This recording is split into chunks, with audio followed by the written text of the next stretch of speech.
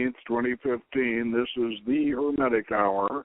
I'm your host, Poke Runyon, and tonight we present a discussion on ancient Mesopotamian mythology and its relation to the Canaanite myths that comprise the seasonal ceremonies of the Order of the Temple of Astarte. As our in-studio guest, we will have Michael Beeson, Prater Isa, from our Hubar encampment in Dallas, Texas. Now, during this discussion, we'll touch on such subjects as the Anunnaki, the elder gods, how man was created by the earth goddess as a slave of the gods, how Oannes brought civilization to the Sumerians, and the numerous parallels between Canaanite and Mesopotamian myth and legend. Our primary text will be John Gray's Near Eastern Mythology, which is cross-comparative. Now, if you've been curious about the similarities between Ishtar and Astarte, Baal and Marduk, then tune in and we'll try to sort out the pre-biblical family trees for you. Now, the Japanese Zen master D.T. Suzuki once came over here to UCLA to give a lecture on Zen Buddhism when Zen Buddhism was first getting popular back in the 1960s. And he faced an audience of students at UCLA and the Lyceum, and he looked at all of them and he said, "Zen Buddhism, very hard to understand. Thank you," and turned around and left, and that was the end of the lecture. Well, in a way, I almost would like to do that with Mesopotamian mythology and say that it's very hard to understand. It's very complicated, but we're going to try to sort some of it out anyway and see how far we can get, because this is complex, and one of the reasons why it is complex is the that Fertile Crescent area, you know, where we've been fighting all that war for the past 30 years, in the Tigris and Euphrates basin, and the Persian, emptying into the Persian Gulf. That area has been the cradle of numerous civilizations, and a number of them, and this gets very confusing, because when you start studying it, you're wondering, well, we're studying the Assyrian gods, and we're studying the Akkadian pantheon and their religion, and of course it all goes back to the Sumerians, but then there are the Chaldeans and the Babylonians, and it really gets to be, and all their gods and their mythologies are a little bit different, and you can see where one goes into another, but then to make matters even more complicated, then the Persians came in and took them over and changed everything, and so it really gets to be a tremendous a kind of a mishmash. So what we're going to try to do tonight is we're going to try to focus on how similar and the influence of Sumerian, Akkadian, Assyrian, Babylonian, and all of these Fertile Crescent civilizations, how they influenced and carried into our Canaanite tradition.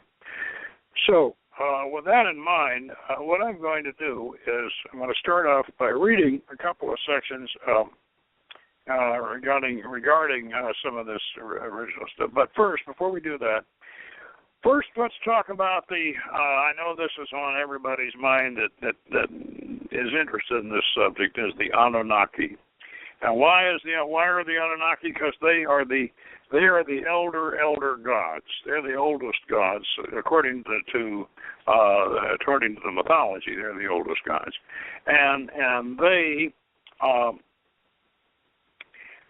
If you follow Zecharia Sitchin, they came from outer space, from another planet, what have you. Let me say this about that before we get any further.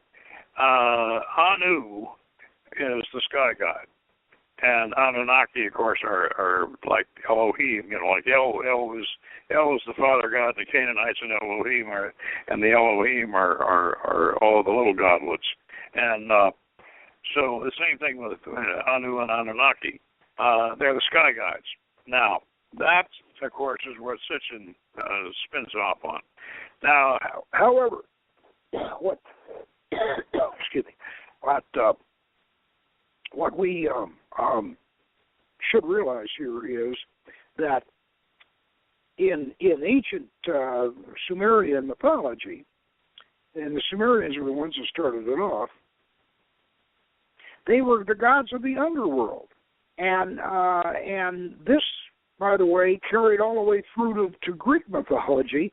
And we were discussing this the other night with British author Jake Stratton Kent, where he's where we were saying, if you remember that discussion, that the underworld, both in Sumeria and in ancient Greece, the underworld got put up in the sky, became the zodiac and the Milky Way and all of these. It was translated into the sky, and one of the reasons for this was that that's where the stars were at night, and where the planets and the moon and the sun and all of them at night were under the ground, under the horizon, as in a very primitive sense. If you look at this thing from a very primitive point of view, you think, where are all these heavenly bodies coming from? They're coming up out of the earth. They're coming up over the horizon. So the most ancients had this idea that the underworld was also the overworld, and that needs to be kept in mind because actually the Anunnaki, were really, as I said, they were really supposedly Chthonian, actually. Now they had a lesser group of gods called the Agigi, and the Agigi, and we figured out it's spelled IGI with two G's, and we checked up and we found out it's supposed to be pronounced Agigi. Anyway, the Agigi were their servant gods, kind of, and the Agigi, when the Anunnaki came down or came up, either way you want to look at it, they had the Agigi doing their work for them, growing their food, digging their canals. These people were very much into irrigation. Irrigation was their big thing, and because the Tigris and the Euphrates River and all those marshes, they started out down there in those marshes down in the delta of the Tigris down there, and so. But then when they started farming up further up the river, they began to dig canals and irrigation ditches, and the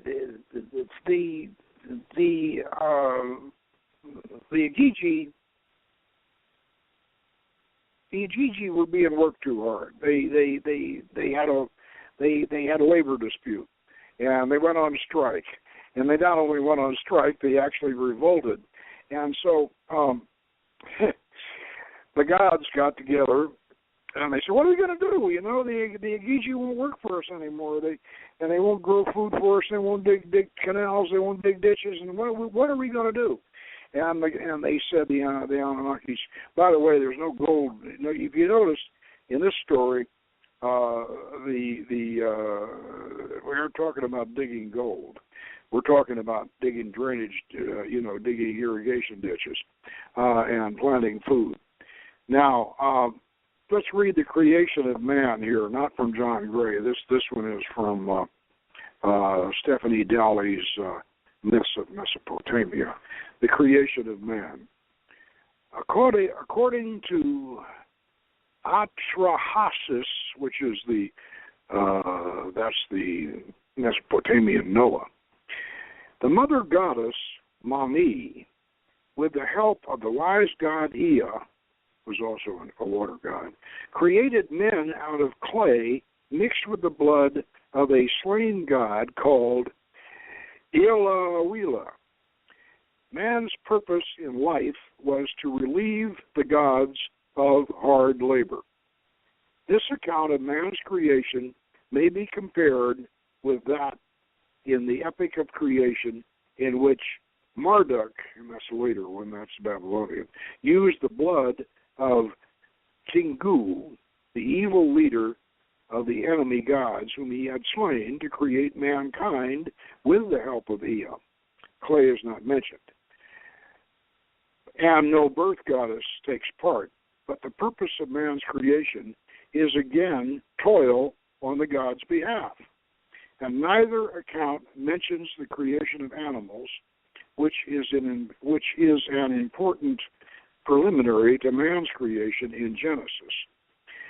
The account in Genesis describes God using earth to create the first man, Adam, animating him with the breath of life. In Hesiod's Works and Days, written in Boeotia in Greek around the 8th century BC, the gods incite the smith god Hephaestus to make Pandora out of clay and water. Both in Greece and Mesopotamia, deities associated with birth and fertility are also patrons of mining, smelting, and coppersmith's craft, because they create new forms from basic materials. Okay, so much for Stephanie Daly. Now,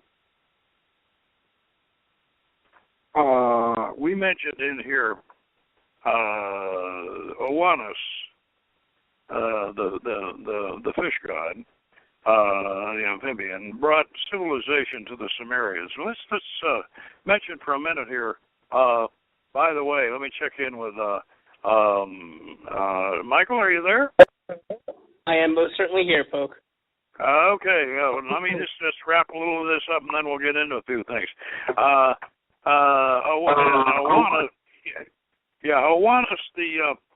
Oannes, the amphibian, who we equate with Dagon, and the constellation Capricorn, the fish god. Oannes brought civilization to the Sumerians. Now the Sumerians, and this is where things get really interesting in the background of this. The Sumerians founded this civilization. They were the first ones in, and they were not native to that Persian Gulf, Tigris and Euphrates area.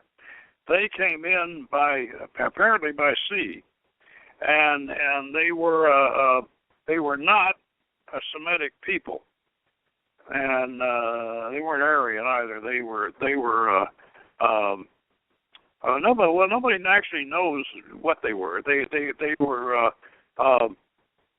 but they believe they settled in the marshes, and they made their houses out of reeds and all that, and they settled in the marshes, and they believed they had this story about the amphibian Oannes, who would come every day. And in the morning, he'd come out of the water, and he would teach them. And he taught them, literally taught them all the arts of civilization. He taught them everything, including writing. And who this creature was, of course, we don't know. And Dagon, over in Canaan, fills that, is kind of cognate, at least as far as we're concerned. And so there is some speculation that Oannes might be from Atlantis or the Mary or another planet or something like that. That was a speculation for a while that he might be from Sirius, and that was based on the Dogon revelations in Africa, so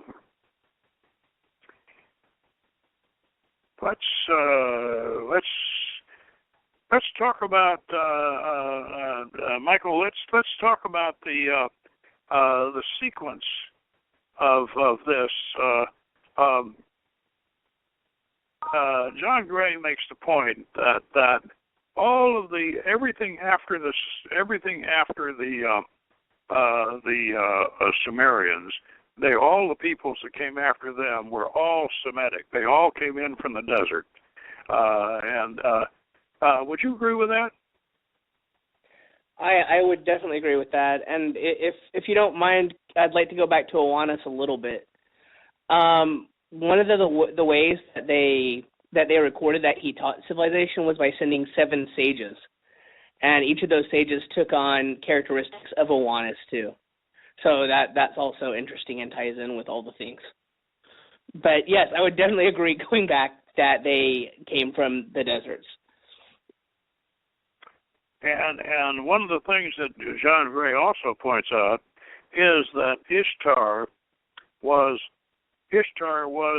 Semitic, and she was the Semitic version of the goddess, and he thinks that Ishtar's warlike aspect is a Semitic, comes from the Semitic, which means that although he doesn't say it in so many words, but he's equating that with the Canaanite Anath, with our goddess Anath,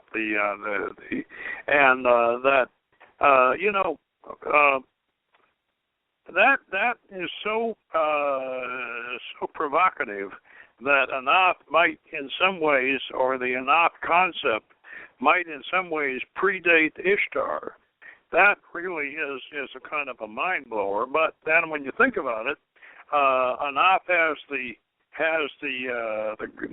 necklace of human heads, and she has the skirt of human hands, and that goes all the way over into the wrathful Dakinis in Tibet and Durga and Kali and in India. So this is very, very ancient. So it may be that Ishtar is the Sumerians.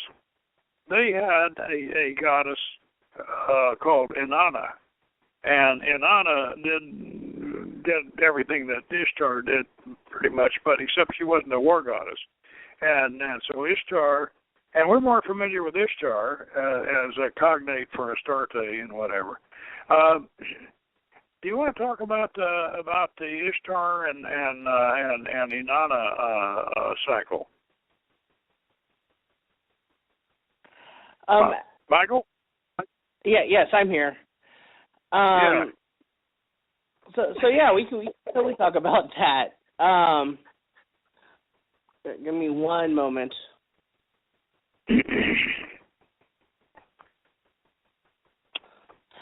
Okay, so with Ishtar and Inanna, all I know about that is that they're cognates. So could you please tell us a little bit more about that? Well, as I said, they're cognate, but one of the main thing that we between the Mesopotamian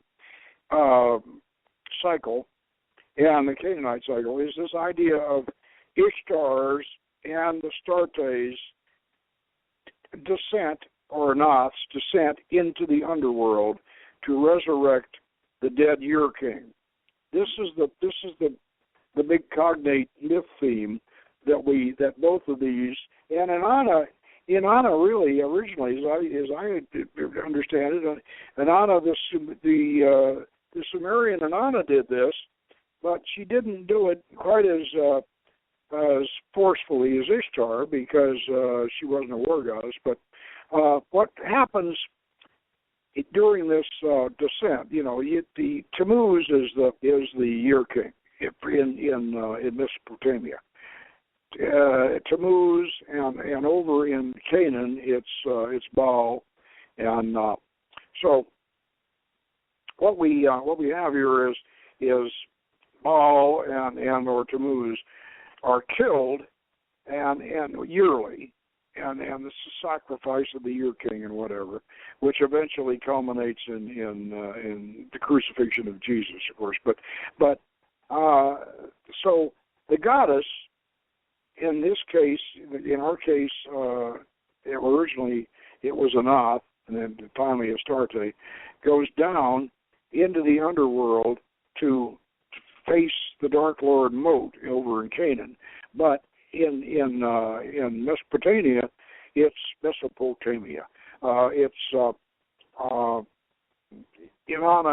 or Ishtar going down through the seven gates, and in both cases, Ishtar leaves a piece of jewelry. She does a kind of a striptease going down, and Nergal, the god of death and destruction, Nergal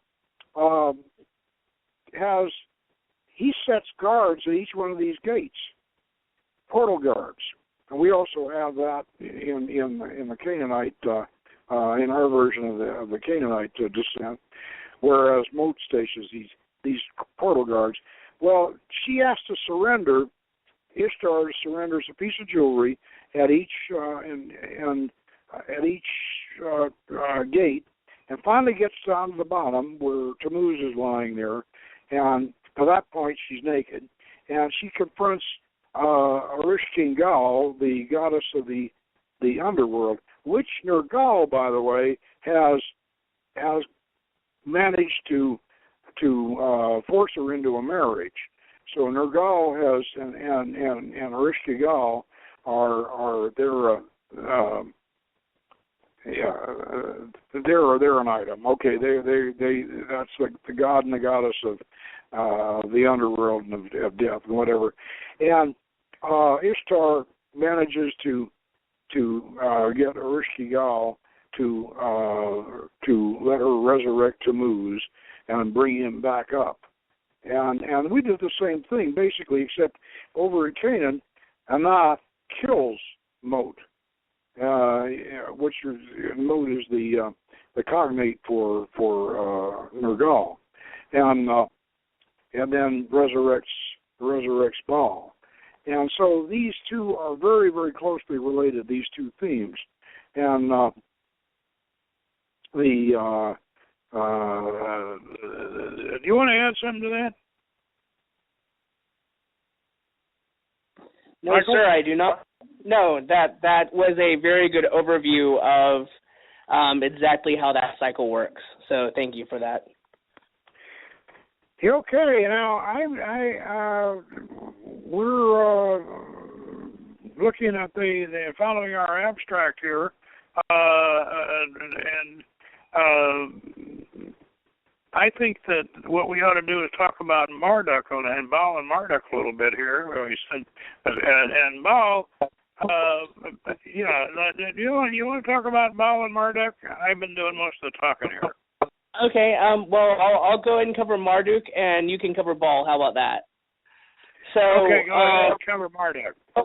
Okay, so with Marduk, what happens in the Tablets of Creation is Marduk is the one who has to conquer the gods of chaos.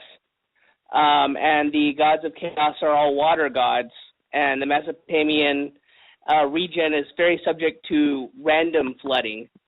So it's really hard to control. And Marduk's the one who's able to finally defeat those chaos gods and bring some regularity to the region. And he does that. He's a local god of Babylon. His legend's been rewritten with the local gods of all the other cities too.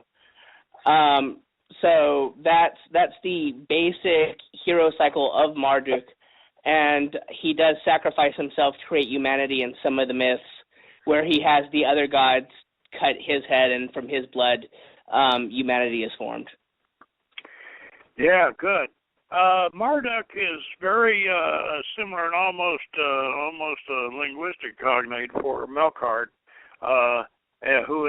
Marduk was the god of the city of Babylon, and Melkart was the god of the city of Tyre.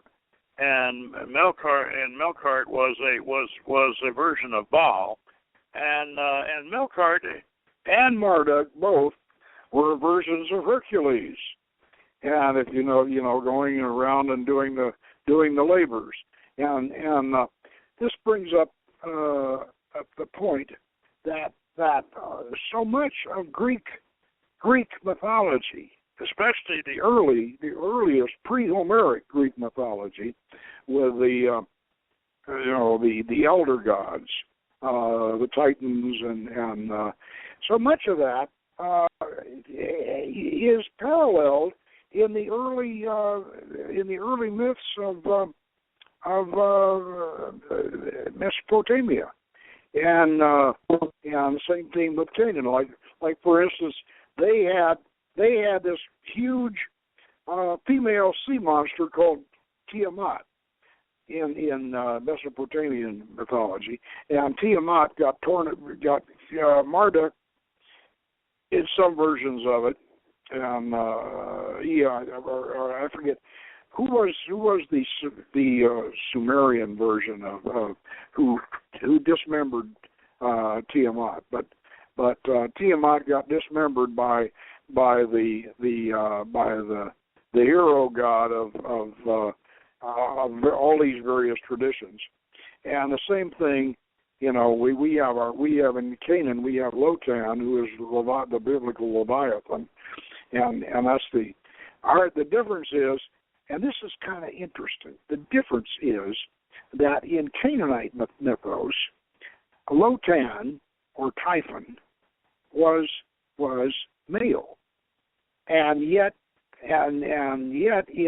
over in Mesopotamia, their great big original sea monster was female, and maybe this is where some of this original anti-female Semitic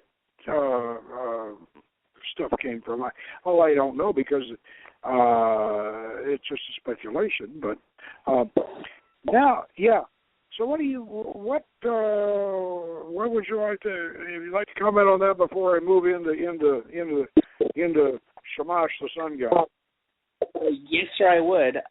So with Marduk and his defeating of Tiamat, a lot of the zodiacal monsters are directly related to monsters that she gave birth to in their cycle. Is there anything that corresponds with Lotan? Did he maybe have minions, or something along those lines with Melkart and his trials?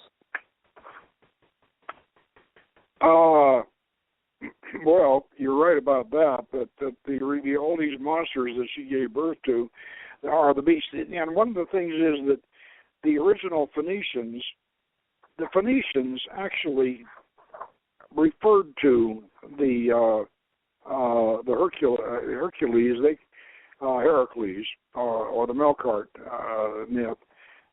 They referred to those signs of the zodiac as the beasts of the zodiac. That Heracles or Melkart conquers the beasts of the zodiac. So apparently, the way they conceived it, they were all beasts, and that would relate to the monsters of Tiamat. One of the things I want to get into, and I want to read this out of John Gray, because as we all know, all of this original Middle Eastern mythology, and probably including Egyptian mythology too, at a certain point, was solarized. And one of the things that the solarization is usually attributed to Alexander. In other words, we usually think of Alexander marching eastward and conquering going all the way to India and spreading Hellenic culture and Hellenic religion also. He literally Hellenized virtually everything. He even Hellenized the Persians to some degree, so Alexander is given the credit for solarizing the mythologies of including the Bible, and yet what I'm finding out and looking at that the Babylonian Shamash, sun god, I'm not sure that solarization started with Alexander, and the solarization. Let's read what John Gray has to say about this. Shamash, the sun god. In the Babylon of Hammurabi's age, about 1700 B.C., one of the most active gods was Shamash, the sun, also called Babar, perhaps a form of Barbar, the bright one. The sun had also been venerated by the Sumerians, particularly at Larsa and Sippar, where he was named. He was appropriately the enemy of darkness and all the evils which darkness anciently symbolized. He was the sun, with healing in his wings. That sounds like the Golden Dawn. Who dispelled disease. And to the oppressed, he was the vindicator.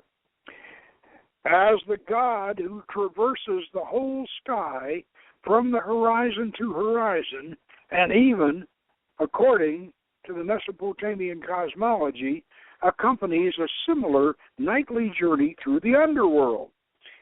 He sees all wrongs, both open and hidden, and is the great God of justice. He demands justice from the ruler and is the champion of his subjects, particularly the underprivileged.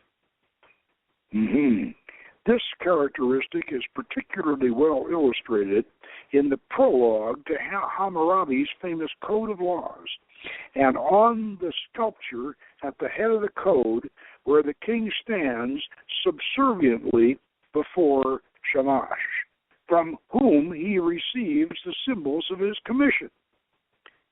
Now, from that's very interesting. Now, if that proceeds, if that code comes before Zoroaster, then, and it may very well be, that is very significant. And because what we're looking at there looks an awful lot like Ahura Mazda, and it also it looks like Osiris and Jesus and all the sun gods, and it really does. It seems to be that maybe our solarization that we put on to Zoroaster and also his agent Ezra. So maybe that, and we also attribute it to the Hellenizing influence of Alexander. Perhaps this precedes it. Now and certainly influences the Hermetic tradition, because as we all know, the Hermetic tradition is very solar. And now before we get into Sin, the moon god, the other equal time for the moon, any comments on that, Michael? I do not have any direct comments on that, aside from taking the opportunity to bring up maize. So one of the things that's interesting about that, about the Stele of Hammurabi, those badges of office that he's been given are physical things that also represent abstract concepts, which is very much how our magical tools continue to work in the tradition. Right. Okay, let's talk about Sin, the moon god, because that also relates to a lot of what we do. And Sin, the moon god, The moon god Sin is well known in the Sumerian pantheon through the stimulating discoveries of the late Leonard Woolsey at Ur, Sin's chief cult center in southern Mesopotamia. The moon, marking as it does the regular passage of time, particularly impressed the ancients, and was the god chiefly venerated in the pre-Christian civilization of southern Arabia. There was great interest in trade overseas and over the desert, where expeditions might take months and even years. Time reckoning was an important factor in provisioning an expedition and in estimating its duration and the period for which income would be suspended. This may possibly explain the supreme regard in which the moon god was held. It is significant that the Semites of the great caravan city of Palmyra, God, I hope it's still there, in the first 3 centuries of the Christian era, also gave high priority to the worship of the moon. Yaraka, or Yarkabol, and of course that's cognate with Yarick of the Canaanites. The high regard for the moon in Sumerian religion may point to the voyage of the Sumerian settlers who evidently came from an organized expedition by what we have noticed of the cult of the moon in the mercantile states of Ur. The most important cult center of the moon god in Mesopotamia, this is important, the most important cult center of the moon god in Mesopotamia was Haran in northern Mesopotamia, which actually means caravan. And there, the mother of King Nabonid, the last king of Babylon, was priestess of the moon god. And from her come the Nabataeans. From the Sumerian myth of the union of Enki and Ninhursag, and from Enki's numerous female progeny, we may infer the significance of female deities. In variations of the mother goddess, a central figure in all nature religions. This deity, generally called Inanna among the Sumerians, was identified among the Semitic Amorites and Assyrians as Ishtar. Inanna, or Ishtar, the mother goddess. The natural interest of man in the increase of crop and flock, and indeed of family, is reflected in the earliest times in Paleolithic Europe in cave paintings of pregnant females, and in Mesopotamia and Palestine by nude female figures. The mother goddess played most important role in the myth and ritual to stimulate the desired increase. The principle was that of homeopathic or imitative magic by which men influence the gods by the intensity of their involvement in the supernatural process, thus thought to be stimulated. The sacred marriage between the god and the goddess was an important rite in Sumerian religion and indeed in nature religion among the Semites in the Near East in all periods and regions except in Israel. And in Mesopotamia, it is depicted on a cylinder seal from Tel Asmar from the middle of the 2nd millennium BC, and it is known from ritual texts that in the city of Isin, about the end of the 3rd millennium BC, the sacred marriage was annually enacted by the king as representative of the vegetation god Tammuz and a priestess representing Inanna. The mother goddess Inanna, to whom the Semitic Ishtar was assimilated, was thus the channel of fertility to men The great lover and mother, her love was inescapable, consuming, and even fatal, as indicated by the passage from Gilgamesh. Well, Ishtar tried to seduce Gilgamesh, and Anath also tried to seduce Akkad over in Canaan. So, let's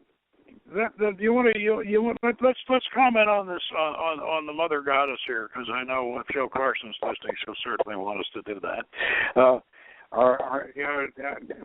Michael, what do you think? I think that's a good analysis. My question about that would be with Inanna, exactly what things does she give birth to in response to that union? I mean, I know that she feeds the fertility, but does she actually give birth to anything as a result of that? Well, that's a good question, because essentially that sacred marriage, or hieros gamos, it ends up even in the Christian tradition, at least in the Valentinian Christian tradition, it's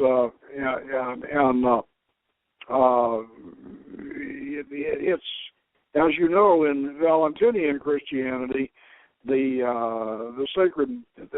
marriage was the passion, not the crucifixion, and so what they did, as you know from the Golden Bough, and we all know that the idea of the king and the queen, or the king and the high priestess in this case, getting together once a year and doing a hieros gamos. They used to do it on top of the ziggurat, by the way. They had an Edonic bower on top of the ziggurat, and they go up the top, and everybody would, chant and play the sistrums and all, and they'd be up there, and they were doing it primarily to show, like, may the flocks and herds increase. And as we say in the sacred marriage, may the furrows nurture seedlings, may the flocks and herds increase, and that was the purpose of it. Of course, in a darker way, in ancient Greece, they used to take the year king way back. They used to take the year king out there and cut his throat and haul him up and down the furrows and fertilize the furrows with his blood. So there's other ways to do that. So and of course this goes to the whole idea of even in Europe, the peasants going out there and having sex out there in the newly plowed earth. That's the purpose of it, of course, is the fertilization, kind of like in the King Arthur legend. The land is the king, and the king is the land, and so this is very much a fertility kind of a thing, and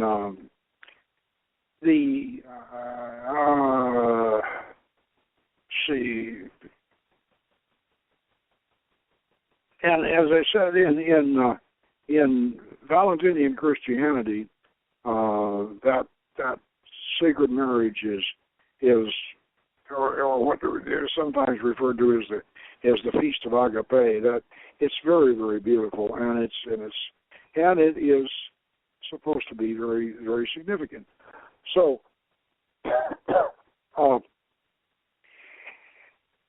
I think we've touched all the bases that we were going to touch here, and we pretty much got everything that we. But I do want to talk about some of the things that came in with the Persians, and so we can kind of bring out all of that together. I mentioned Ezra before.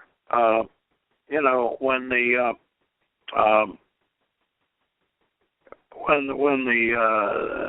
the Judeans got carried over to Babylon and were in captivity in Babylon, and then the Babylonians, fell to the Persians.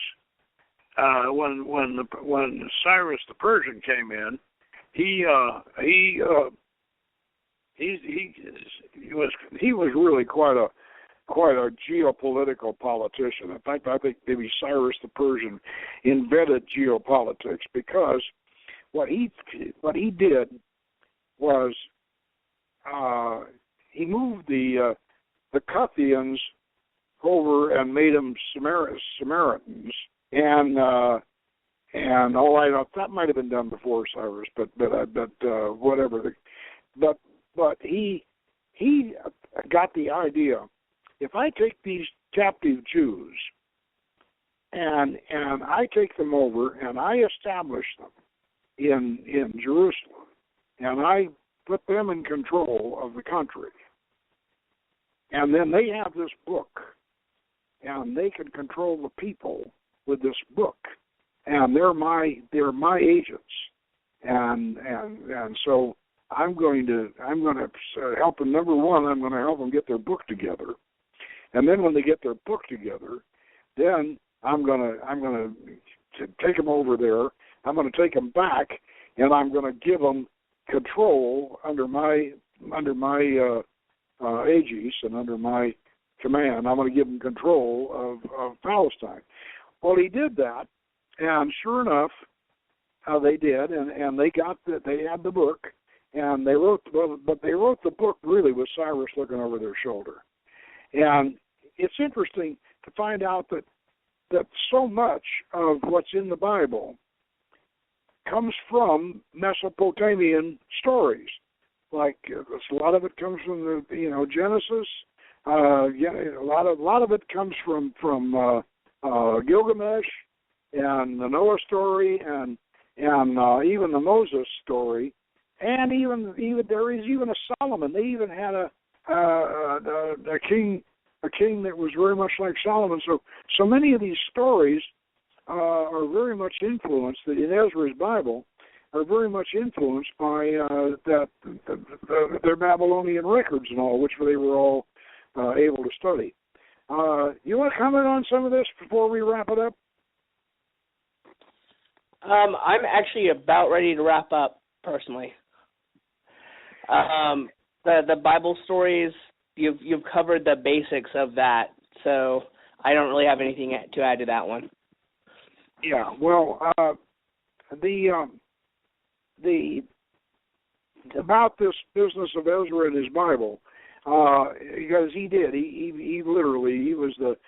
was the compiler and the editor of the Bible, and he used it as Cyrus's agent to take over, and they went on an evangelical campaign, and it's very hard to become Jewish today, but in those days they were out to convert every Canaanite and all of them in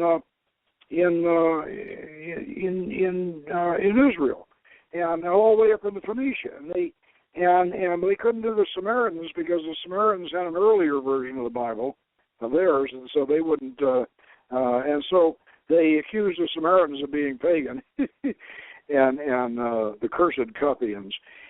But this situation with Ezra and his Sadducees and his dominating Palestine existed all the way from that time, and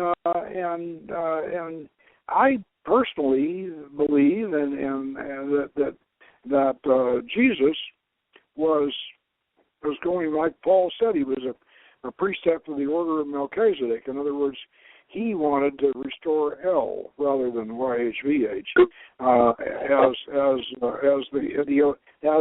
God, the Canaanite God El. Do you want to make a comment on that? Well, Melchizedek was a priest in Uruk, in Mesopotamia, so that would carry. That's where Abram and Abraham were from. So So attempting to restore the gods of Melchizedek would be tying all of this up together. Yep, absolutely. And anyway, but the point being that this solarization, we usually think of the solarization as coming in with Ezra, and Ezra had there were some solar aspects in Ezra's, especially in even in Solomon's temple, but there were, but of course, how much of what we know about Solomon's temple is filtered through Ezra, we really can't say. But this gives, I think we've pretty much touched the bases that we wanted to touch and covered the areas we wanted to cover. But I think people need to remember that this starts with the Sumerians. Everything starts with them, as far as we know. They're the oldest. That was the oldest mythology that we know about, and it certainly was influential on the Canaanite and the Greek and all of us, and on the various Semitic tribes that came in and created their empires in what is now Iraq, in the Tigris and Euphrates Valley, all of those, and that's the Akkadians, the Assyrians, the Babylonians, and then finally the Persians after everything. So that just about wraps it up, at least on our end. And next week we're going to have Lady Catherine Cat Ironwood of Lucky Mojo, and she is, for those of you who don't know, Catherine Ironwood is probably the nation's top expert in Afro-American folk religion, hoodoo. And if you all remember, hoodoo, you do what? Remind me of the man. What man? The man with the power. What power? The power to hoodoo. Hoodoo, you do. Remind me of the man. Yeah, I remember that. But anyway, hoodoo is Native American. It's Catherine and Lucky Mojo is one of the best occult supply houses in for incense and root work and all of that, all of the African American folk tradition. And as I say, Catherine's written several books, and she is really an expert, and I've known her for years, and so we're looking forward to having her on next week, so until then, good magic.